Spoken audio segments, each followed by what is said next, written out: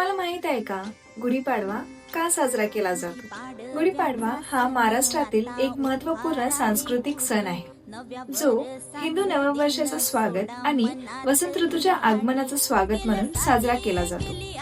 चैतन्याने भरलेल्या चैत्र मासाच्या पहिल्या दिवशी हा सण साजरा केला जातो, ज्यामध्ये चांगल्या गोष्टींचे विजय आणि नवीनतेचे प्रतीक म्हणून गुढी उभारली जाते.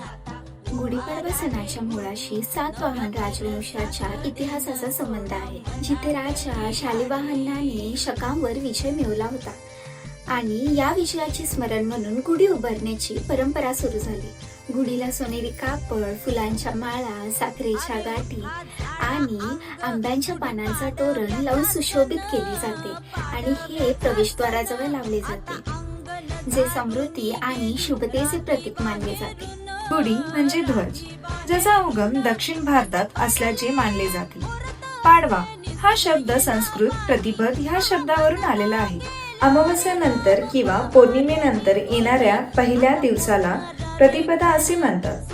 गुढीपाडव्याच्या दिवशी गुढी उभारली जाते, म्हणून ह्या सणाला गुढीपाडवा असे नाव पडले आहे. म्हणूनच लोक हा सण उत्साहाने साजरा करून नवीन वर्षाचे स्वागत आनंदाने आणि सकारात्मकतेने करतात.